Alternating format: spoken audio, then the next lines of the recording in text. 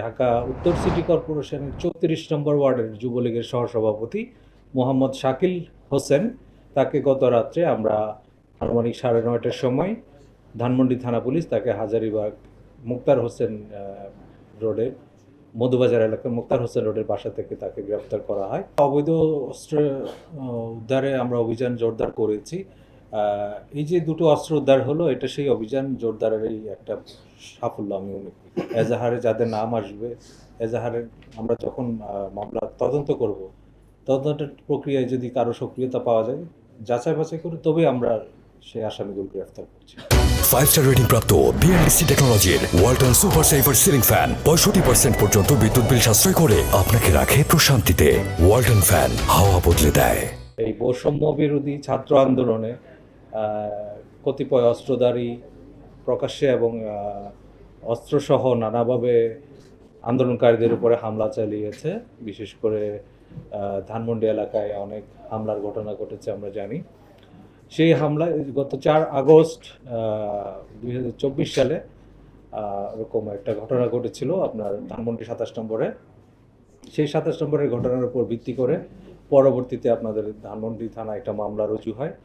ধানমন্ডি থানার মামলা, সেই মামলায় ঢাকা উত্তর সিটি কর্পোরেশনের ৩৪ নম্বর ওয়ার্ডের যুবলীগের সহসভাপতি মোহাম্মদ শাকিল হোসেন, তাকে গত রাত্রে আমরা আনুমানিক ৯:৩০টার সময় ধানমন্ডি থানা পুলিশ তাকে হাজারীবাগ মুক্তার হোসেন রোডে মধুবাজার এলাকার মুক্তার হোসেন রোডের বাসা থেকে তাকে গ্রেফতার করা হয় এবং তাকে যে পূর্বের যে এজাহারনামী আসামি সে মামলায় তাকে গ্রেফতার দেখানো হয়।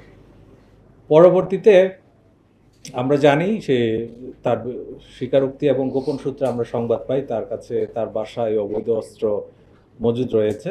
সেই সংবাদ পেয়ে আমাদের হাজারীবাগ থানা পুলিশ রাত অনুমান ১০টার সময় তার বাসায় অভিযান পরিচালনা করে এবং তার বাসার ৩য় তলায় ওখানে আপনার কবুতরের খাঁচার নিচে বিশেষ কায়দায় সংরক্ষিত অবস্থায় একটি রিভলভার, একটি পিস্তল এবং ২টি গুলির খোসা উদ্ধার করা হয় এবং সাথে আরও কিছু দেশীয় ধারালো ছুরি, চাপাতি এবং রামদা উদ্ধার করা হয়।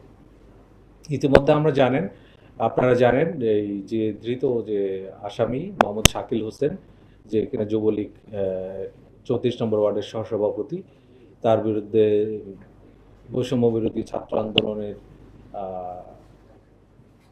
ওখানে হামলার অভিযোগ আছে, সেই সংক্রান্ত একটি মামলা আছে। তারপরে আপনার অবৈধ অস্ত্র রাখার জন্য তার বিরুদ্ধে আরেকটি মামলা রুজু করা হয়েছে হাজারীবাগ থানায়। আমরা আরও জানতে পেরেছি তার বিরুদ্ধে ইতিপূর্বে আরেকটা হত্যা মামলাও রয়েছে। তো আমরা তার বিরুদ্ধে আইনগত প্রক্রিয়া যে ব্যবস্থা আছে সেটা আমরা প্রক্রিয়াধীন রয়েছে এবং তাকে আজকে আমরা বিজ্ঞ আদালতে হাজির করব। এই ছাত্র জনতার যে আন্দোলন, বৈষম্য বিরোধী আন্দোলন, সেখানে আন্দোলনটাকে ভিন্নভাবে ভিন্ন খাতে প্রবাহিত করার জন্য নানা ধরনের ট্যাগ দেওয়া হয়েছিল এবং তাদের উপরে নানাভাবে অত্যাচার নির্যাতন করা হয়েছিল এবং এখানে অনেক সময় আমরা দেখেছি কেউ হেলমেট বাহিনী, কেউ নানাভাবে অবৈধ অস্ত্র ব্যবহার করে ছাত্র জনতার উপরে আক্রমণ করেছিল। তো সেও এরকম সক্রিয় একজন কর্মী ছিল যে কিনা ছাত্র জনতার উপর হামলা করেছে। অবৈধ অস্ত্র উদ্ধারে আমরা অভিযান জোরদার করেছি।